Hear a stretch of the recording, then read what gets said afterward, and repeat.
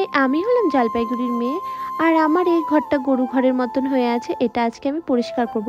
তো প্রথমে আমার 12 মাসের সাথীটাকে একটু ভাঁজ করে নিয়ে নিচ্ছি। 12 মাসের সাথী কেন বলছি, এটা আমি 12 মাস ইউজ করি, এটা একটু পাতলা আছে। আর এরপরে 6 মাসের সাথীটাকে আমি ভাঁজ করে রেখে দেব।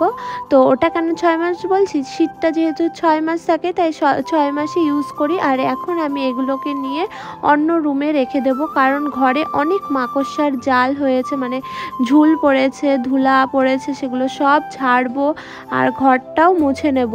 তো প্রথমে দেখো এগুলো আমি সব নিয়ে যাচ্ছি অন্য রুমে। তারপরে এখানে আলনাটা আমি বিছানা চাদর দিয়ে ঢেকে নিলাম।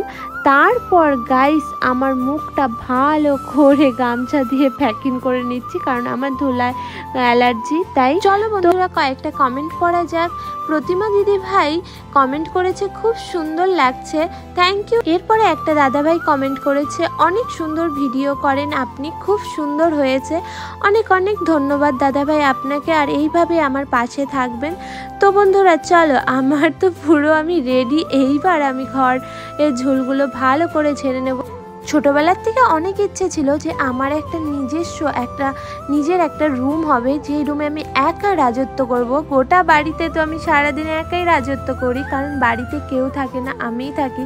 বাট রুম তো আমার একারই হলো, কিন্তু গাইস আমি একা ঘুমাতে পারি না, খুব ভয় পাই। আর মাকে ছাড়া না আমার একদমই ঘুম আসে না, আর আমার মারও না আমাকে ছাড়া ঘুমই আসে। তাহলে বন্ধু এক চুটকিতে আমার রুমটা গুছিয়ে ফেলি। এই দেখো গাইস কিরকম হয়েছে, কমেন্টে অবশ্যই জানিও। আর বন্ধুরা তোমরা প্লিজ কমেন্ট করো, তোমাদের কমেন্ট পড়তে আমার ভীষণ ভালো লাগে। তো বন্ধুরা ঘর তো গোছানো হয়ে গেল, এবার আমি চান করব। তোমাদের ভিডিওটা ভালো লাগলে একটা লাইক করে দিও।